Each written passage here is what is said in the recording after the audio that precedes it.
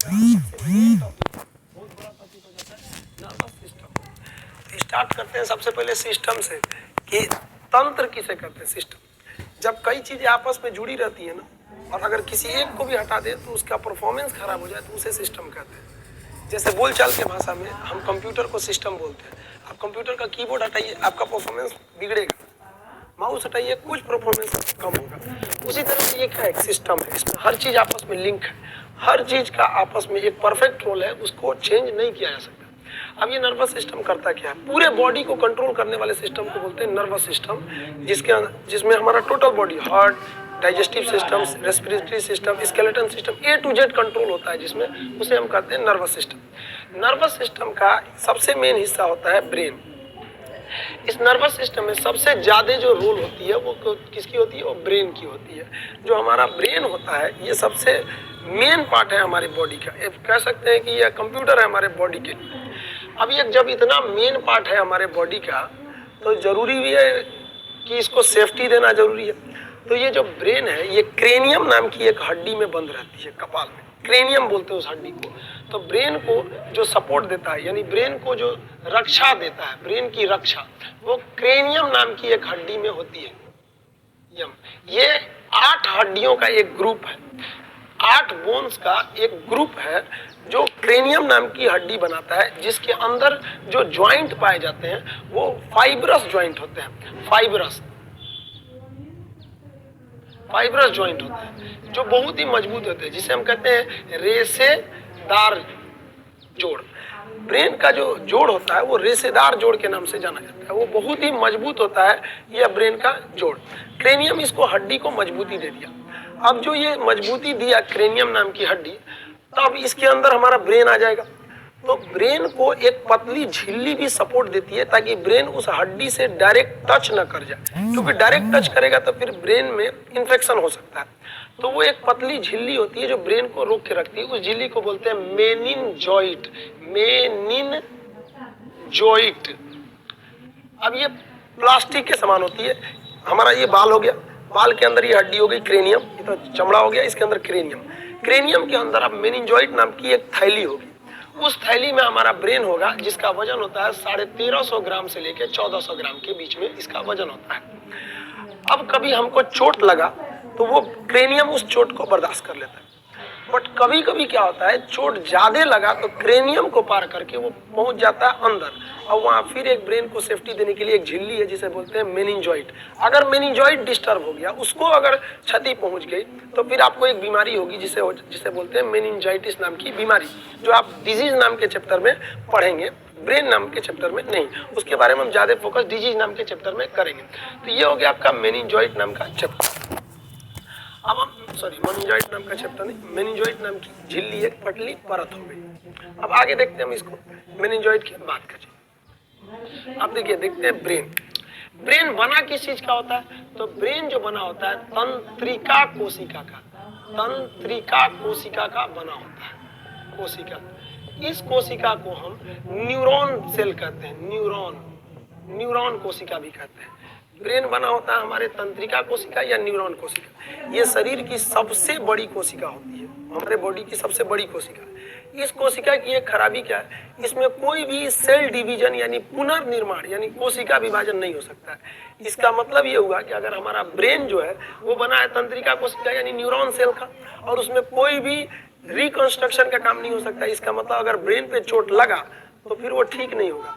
इसीलिए पुलिस कहती है कि शरीर का कोई अंग सेफ्टी रहे ना रहे, बाइक चलाओ तो बाबू हेलमेट जरूर पहन, क्योंकि इसके ये बना हुआ है न्यूरॉन सेल का। और न्यूरॉन सेल के अंदर सेंट्रोसोम नहीं पाया जाता है, और ये सेंट्रोसोम ही होता है जो रिकंस्ट्रक्शन करके हमारे शरीर को ठीक कर देता है। ब्रेन में सेंट्रोसोम नहीं होता है, जिस वजह से ब्रेन के अंदर कोशिका विभाजन नहीं होती है। इस वजह से ब्रेन में अगर चोट लगी तो ज्यादा संभावना, बचने की संभावना लगभग ना के बराबर हो जाती है न्यूरॉन से। अब एक चीज और हम जानते हैं कि सेंट्रोसोम अगर सेल डिवीजन यानी कोशिका विभाजन बहुत ज्यादा कर देता है तो उसी को हम कैंसर कहते हैं। ये सेंट्रोसोम हमारे ब्रेन में होता ही नहीं है। इसका मतलब ब्रेन में कोई भी कोशिका विभाजन, सेल डिवीजन होती नहीं है। और जब सेल डिवीजन नहीं होती है तो बहुत ज्यादा सेल डिवीजन की बात ही नहीं आती है, तो फिर कैंसर कैसे होगा। बावजूद इसके ब्रेन में कैंसर हो जाता है।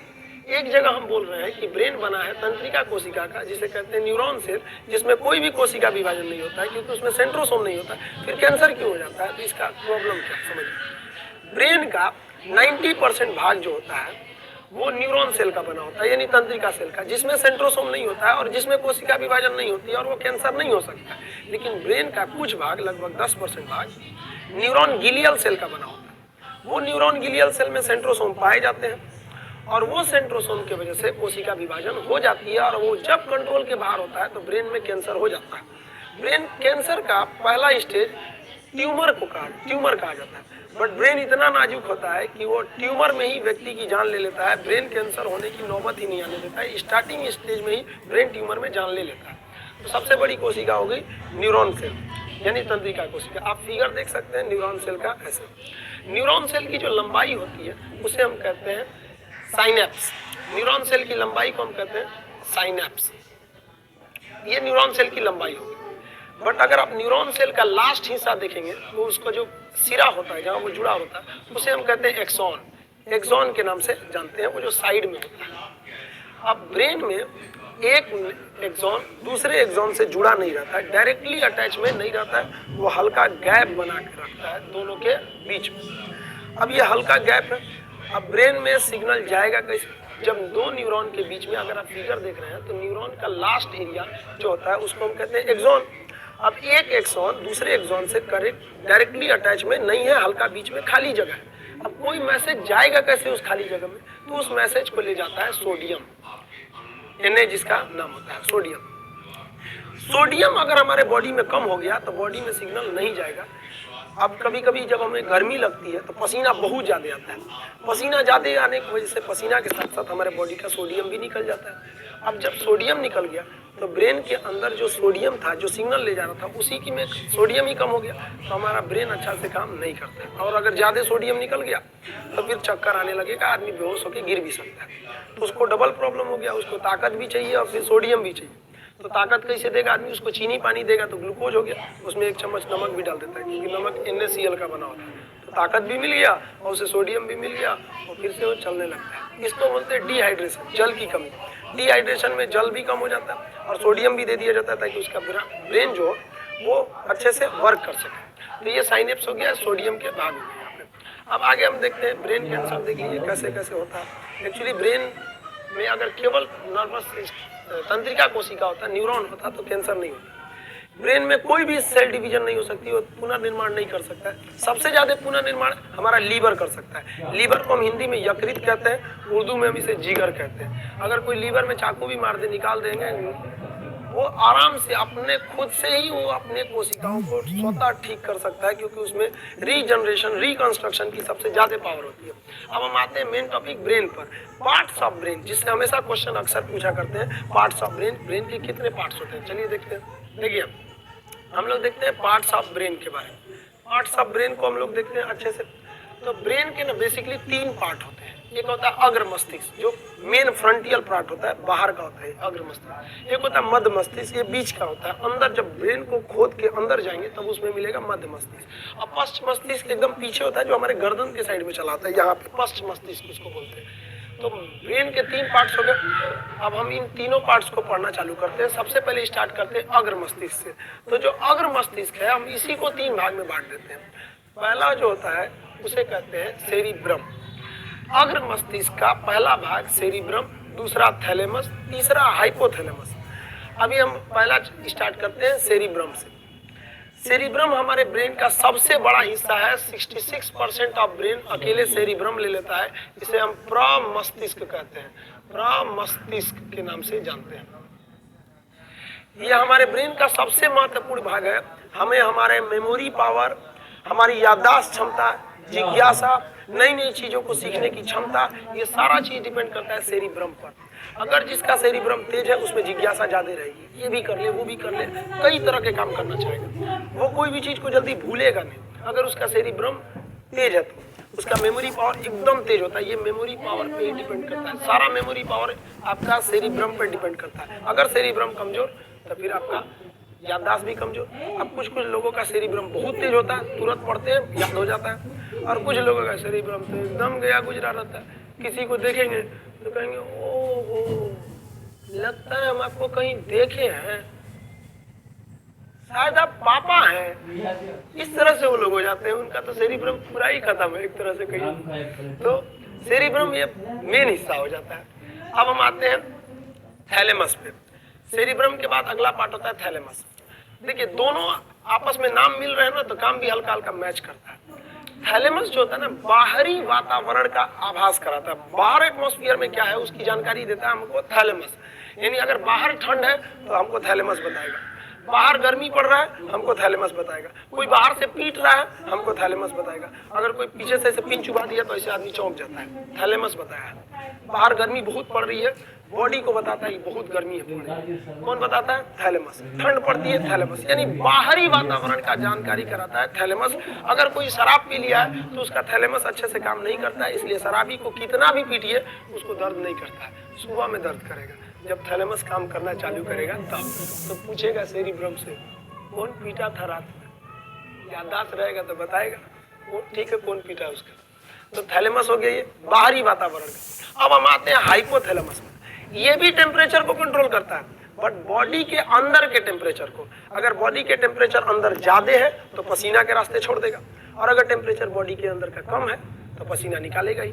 और जबकि थैलेमस क्या कर रहा था, बाहर टेम्परेचर ज्यादा है या कम है उसकी जानकारी दे रहा था, और हाइपोथैलेमस अंदर टेम्परेचर ज्यादा है या नहीं ये उसकी जानकारी देता है। हाइपोथैलेमस बहुत महत्वपूर्ण भूमिका निभाता है। ये हाइपोथैलेमस से ही हमारा नेचर डिसाइड होता है, क्योंकि हाइपोथैलेमस ही गुस्सा का नियंत्रण करता है, हाइपोथैलेमस ही प्रेम का नियंत्रण करता है, यही हमें भूख लगाता है, यही हमें प्यास लगाता है, पसीना इसी से नियंत्रण होता है, बॉडी के अंदर का जो भी चेंजिंग होता है यही डिसाइड करता है। हाइपोथैलेमस की वजह से ही हम लोग लाल पीला हरा करने लगते हैं। लड़का का हाइपोथैलेमस कुछ ज्यादा ही एक्टिव होता है, इसलिए लड़का कहीं चाय पीते रहेगा, बगल से एक लड़की गई, पूरी तुरंत देखने लगता है। जबकि फीमेल में हाइपोथैलेमस उतना ज्यादा एक्टिव नहीं होता है, इसलिए फीमेल घास भी काटते रहेगी, बगल से सलमान खान गुजर जाएगा नहीं देखेगी। अब बेचारा लड़का क्या करे, उसका हाइपोथैलेमस भगवान थोड़ा सा ज्यादा सेंसिटिव बना दिया, इस वजह से चक्कर पकड़ ज्यादा कर देता है। तो ये हाइपोथैलेमस ही हम लोग को इधर उधर लाल पीला हरा कराता है। स्टूडेंट लोग थोड़ा इस पे ध्यान देंगे, हाइपोथैलेमस को कम रखेंगे। शरीर में सल्फोनिक एसिड की मात्रा बढ़ने या उत्तेजन भोजन को करने से हाइपोथैलेमस बढ़ जाता है। इसलिए आप देखे होंगे साधु संत इत्यादि लोग लहसुन प्याज उत्तेजक भोजन नहीं करते हैं, क्योंकि वो ज्यादा करेंगे तो हाइपोथैलेमस उन लोग का ज्यादा एक्टिव रहेगा और वो ज्यादा लाल पीला हरा करेंगे और आसाराम की श्रेणी में चले जाएंगे। चलिए अब आप देखते हैं अग्र मस्तिष्क। आप समझ गए, ये ब्रेन का मेन हिस्सा है अग्र मस्तिष्क। यानी थैलेमस क्या करता है, बाहर का ताप, बाहर का ज्ञान, और हाइपोथैलेमस क्या करता है, प्रेम, घृणा, भूख, प्यास,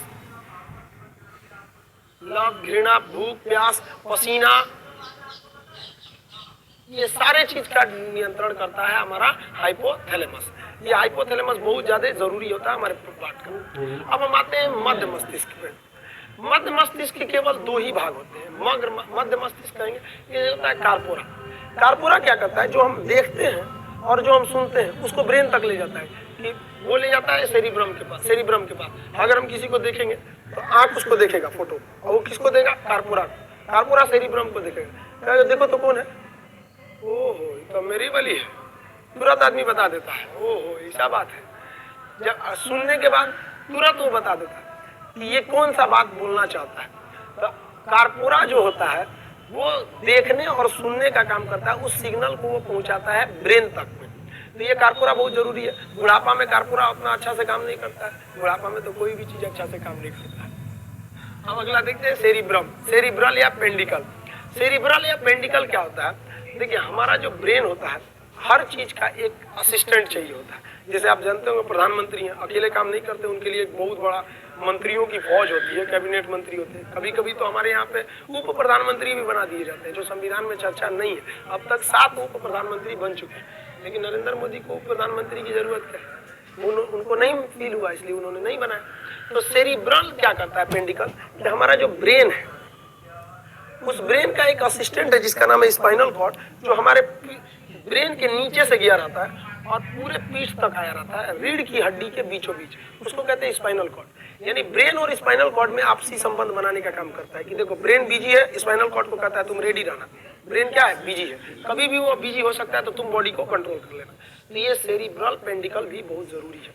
हम समझे यहाँ पे, अगर मस्तिष्क देखें, मध्य मस्तिष्क देखें, मध्य मस्तिष्क का कार्पोरा पेंडिकल देखने और सुनने का काम करता है। यानी हम यहाँ लिख सकते हैं आई एंड ईयर, यानी देखने और सुनने का काम करता है। और ये क्या काम करता है सेरिब्रम, ये करता है कनेक्ट कर देता है, किससे, कनेक्ट टू स्पाइनल कॉर्ड,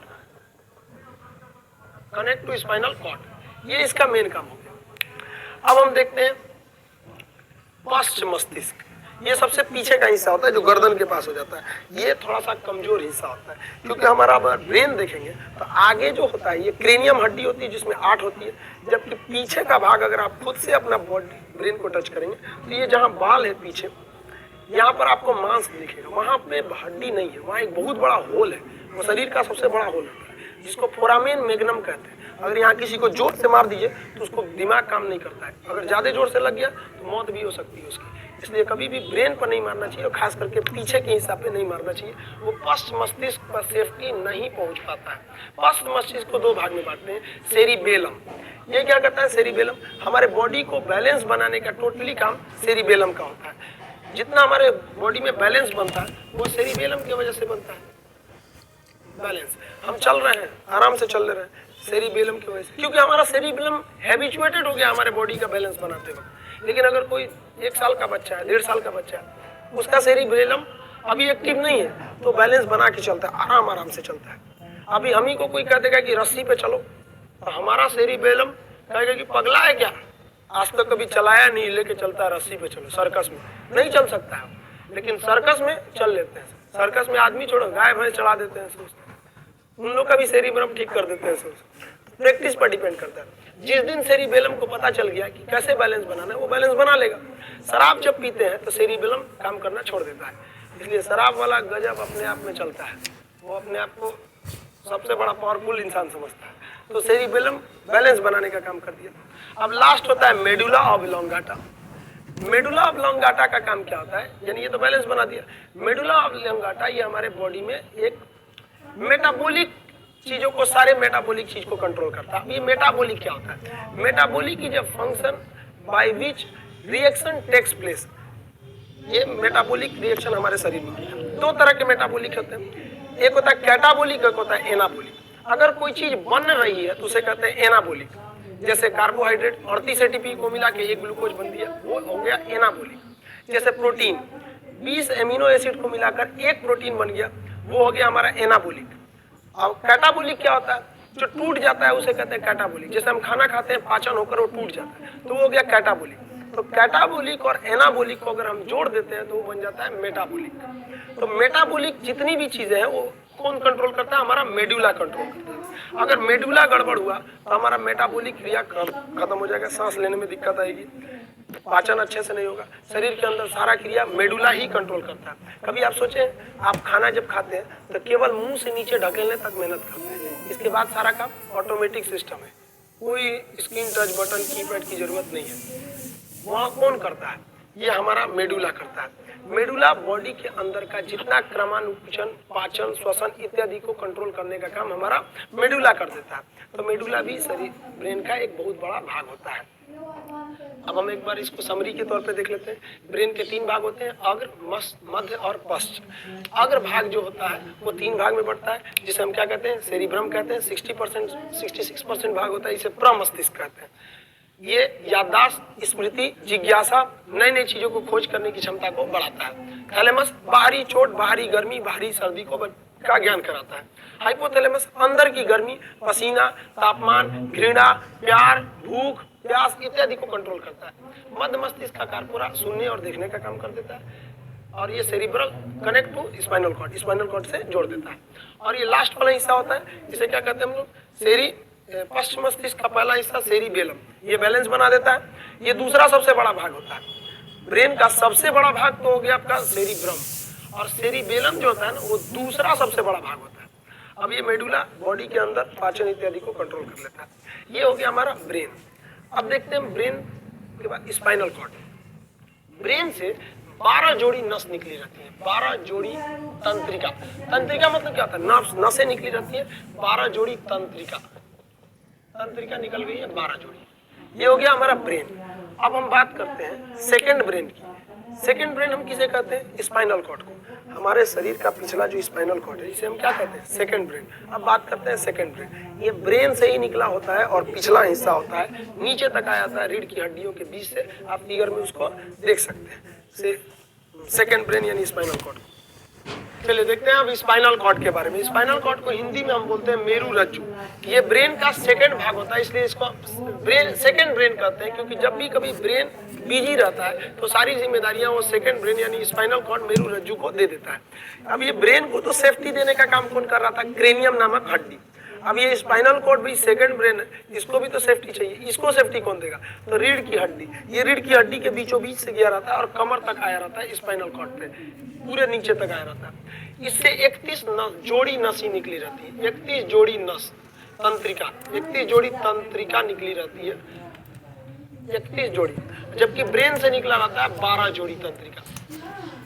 हमारा ब्रेन टोटल 12 जोड़ी तंत्रिकाओं से अपना सारा काम करता है और पूरे बॉडी को कंट्रोल करके रखता है। जबकि स्पाइनल कॉर्ड जो होता है वो 31 जोड़ी तंत्रिकाएं निकला रहता है, यानी इस साइड में 31 नस और इस साइड में 31 नस निकला रहता है। टोटल 31 जोड़ा नस निकला रहता है हमारे स्पाइनल कॉर्ड से, और ब्रेन से निकला रहता है 12 जोड़ा। मेन बॉडी को कंट्रोल करने का काम करता है ब्रेन। कभी कभी जो होता है ब्रेन बिजी होता है तो वो सारी जिम्मेदारी दे देता है स्पाइनल कॉर्ड। स्पाइनल कॉर्ड करता है, नो डाउट हम एकदम बढ़िया से कर देंगे, लेकिन उसको आदत तो है नहीं करने का।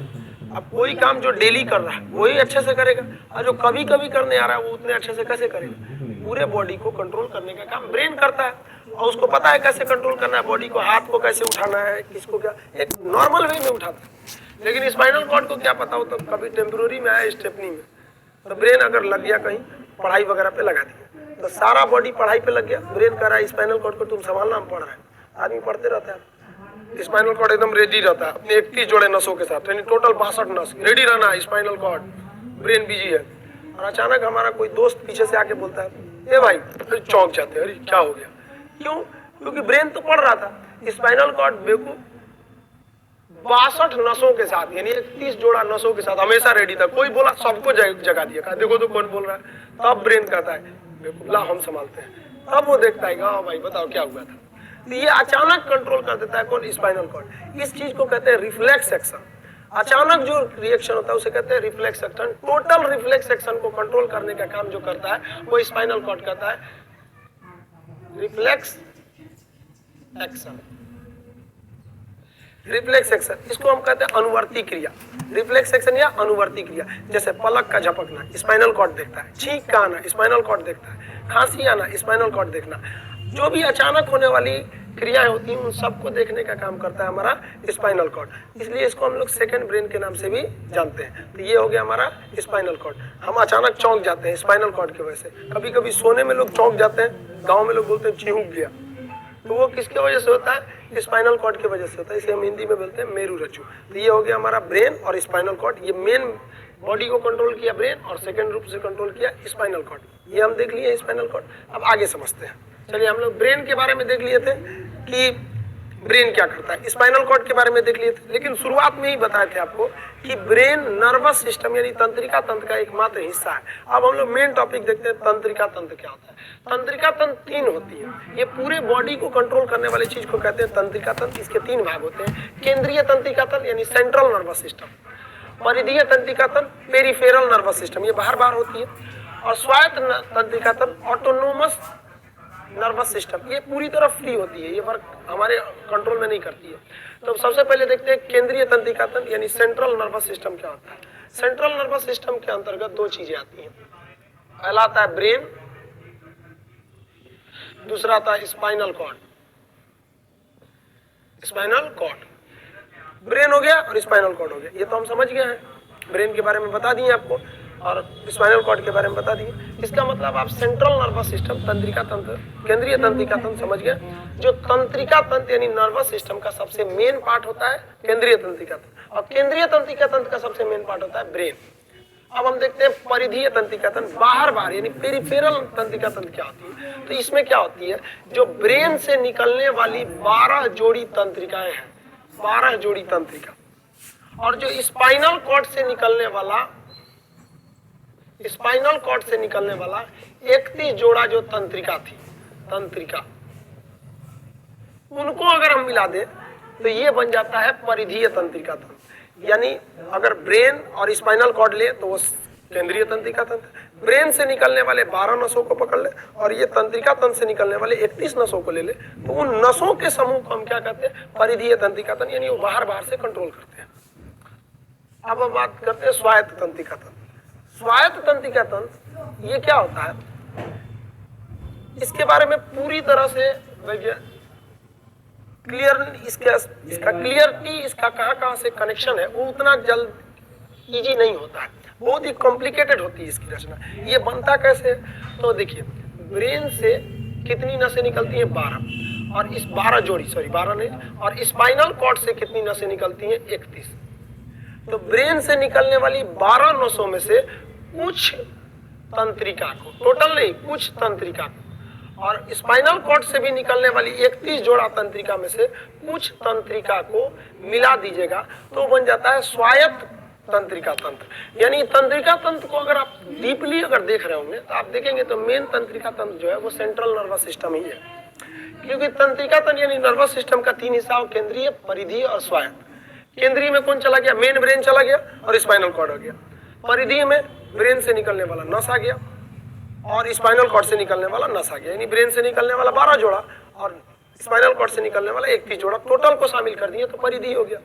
और परिधीय का ही छोटा रूप तो आप कह सकते हैं स्वायत्त कोशिका तंत्रिका तंत्र है, क्योंकि परिधीय में से 12 लिए थे, लेकिन 12 न लेके इसमें से कुछ ही शामिल करेंगे, ब्रेन से निकलने वाला 12, और स्पाइनल कॉर्ड में से 31 टोटल न लेके कुछ ही शामिल करेंगे, तो क्या हो जाएगा, स्वायत्त तंत्रिका तंत्र, यानी नर्वस सिस्टम।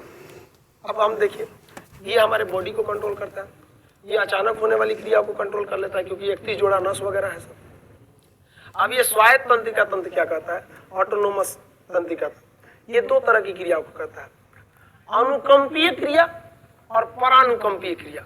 ये दोनों क्रियाएं कंट्रोल करता है हमारा स्वायत्त तंत्रिका तंत्र, जो बना होता है ब्रेन से निकलने वाली 12 तंत्रिकाओं में से कुछ तंत्रिका तथा स्पाइनल कॉर्ड से निकलने वाली 31 जोड़ा तंत्रिकाओं में से कुछ तंत्रिका का। ये 2 क्रिया करेगा, अनुकंपीय और परानुकंपीय। अनुकंपीय क्रिया और परानुकंपीय क्रिया क्या होती है, तो देखिए अनुकंपीय क्रिया क्या होती है, वैसी क्रिया जिसमें हमारा बॉडी अचानक डिसबैलेंस हो जाए, एबनॉर्मल कंडीशन चला आता है, तो उसे कहते हैं अनुकंपीय क्रिया। ये एबनॉर्मल कंडीशन कब आते हैं, तो देखिए कब आएंगे, कभी कभी हमारा मुंह सूख जाता है, रोंगटे खड़े हो जाते हैं, पसीना आने लगता है, लार ग्रंथियां सूख जाती है, मुंह एकदम सूख जाएगा, हार्ट बीट तेज हो जाता है, आंखें बड़ी हो जाती हैं, इस क्रिया को कहते हैं अनुकंपीय क्रिया। और जब ये ठीक होने लगता है तो उसे कहते हैं परानुकंपीय क्रिया। अब आपको नहीं समझ में आया, सपोज आप कहीं छत पे खड़े हैं रात के अंधेरे में, शादी ब्याह का माहौल, किसी के शादी की पार्टी में गए और अकेले चुपचाप छत पे खड़े हैं, सारे नीचे में पार्टी हो रही है, रात हो चुका है, अचानक आपको छम छम करके घुंघरू की आवाज सुनाई देने लगी, आपका दिमाग खनक गया, तुरंत आपके रोंगटे खड़े हो जाएंगे, ये क्या है। और अगर घुंघरू की आवाज आप ही की ओर आने लगे तो पूरा मुंह सूख जाएगा आपका, रोंगटे खड़े हो जाएंगे, हार्ट बीट बढ़ जाएगा, आपका तेज हो जाएगा, पसीना निकलने लगेगा, हाथ पैर कांपने लगेगा। ये सारी क्रिया क्या होती है, अनुकंपीय। और घुंघरू की आवाज करीब आते गई, करीब आते गई, अचानक कोई आपके पीठ पर पीछे से हाथ रख दिया, फिर तो हार्ट बीट एकदम तेज हो जाएगा। ये सारी क्रियाएं अनुकंपीय क्रिया होती है, एकदम तेज हो जाएगा। आप अचानक देखेंगे पीछे तो खुले बाल में कोई औरत, सफेद कपड़ों में, रात का समय, छत पे कोई नहीं है, पूरा हार्ट बीट एकदम तेज, ये क्रिया होती है अनुकंपीय। आप ध्यान से देखेंगे उसको, तब कहेंगे द्वैत तरीके तो हमरे वाली है रे, मेकअप नहीं की है इसलिए ना ऐसा लग रही है यहाँ पे, तब आपका सारा डर क्या हो जाएगा, खत्म हो जाएगा। तो आप में जो जो अनुकंपीय क्रिया हुई थी वो स्वायत्त यानी ऑटोनोमस, जो फ्री है, अपने से उसको कह देगा परानुकंपीय। आपकी आंखें बड़ी हो गई थी, नॉर्मल हो जाएगा, रोंगटे खड़े हो गए थे, रोंगटे अपनी जगह पे नस चले जाएंगे। मुंह सूख गया था, वापस मुंह में लार बनना चालू हो जाएगा, हार्ट बीट नॉर्मल हो जाएगा, पसीने रुक जाएंगे, और अगर पेशाब उसाब कर दिए डर के मारे तो कहेंगे बाद में आते हैं हम यहाँ पे। तो वो सब क्रियाएं क्या होती हैं? परानुकंपी। यानी अगर डर के मारे कभी किसी डर जो हो जाता है, अचानक डर होता है, उसे कहते हैं अनुकंपी, और नॉर्मल हो जाता है तो उसे कहते हैं परानुकंपी।